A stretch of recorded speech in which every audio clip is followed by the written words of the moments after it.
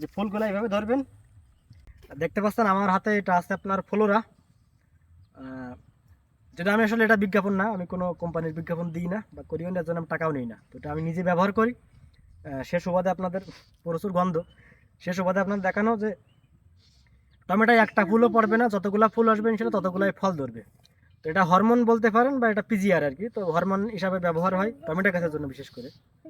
তো আমার দেখাবো যে আপনার কি পরিমাণে আমরা স্প্রে করি টমেটোর ফুলে বা কিভাবে করি, আমি কি পরিমাণে দিচ্ছি সেটা আপনাদের একটু বলে দিই। 1 লিটার পানির জন্য আপনারা 1 মিলি ব্যবহার করবেন, অর্থাৎ 1 চা চামচে 5 মিলি ধরে। তো 5 মিলিতে আপনার 1 ভাগ করে নেবেন। 1 লিটারের জন্য 1 মিলি মানে 1 চা চামচে 5 মিলি ধরে। এখন কিভাবে আপনারা মিলির হিসাব করে নিতে পারেন আপনার সহজের জন্য করতে পারেন। যদি এখানে একটা মুটকি দিয়ে রাখছে বা ক্যাপ, এখানে মিলির হিসাব করা আছে 5 মিলি সর্বনিম্ন। তো আমি 1 লিটার পানি দিয়ে আপনাদের বোঝানোর জন্য দেখাচ্ছি। যেহেতু আমাদের ওই যে স্প্রে করতেছে আমরা মেশিনে করি, আমি হ্যান্ড দিয়ে মানে হাতে ওইভাবে করা হয় না আমাদের, যেহেতু অনেক। তারপর আপনাদের দেখায় যে যেভাবে করলে একটা ফুলও পড়বে না।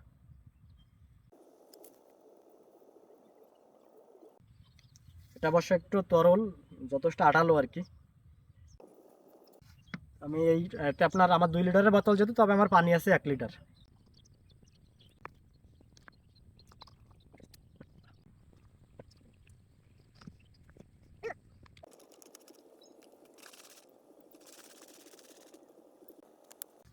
দেওয়ার পরে অবশ্যই একটু ঝাঁকি দিয়ে নেবেন, এখন অলরেডি ভিতরে ফেনা হয়ে গেছে।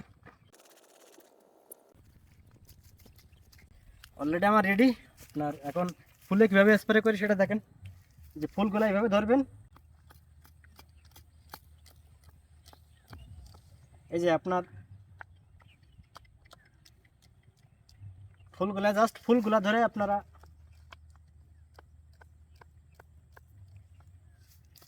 শুধুমাত্র ফুলে স্প্রে করবেন, ফুলে, তাইলে ইনশাল্লাহ যে ফুলটাই করবেন সেটা আর নষ্ট হবে না।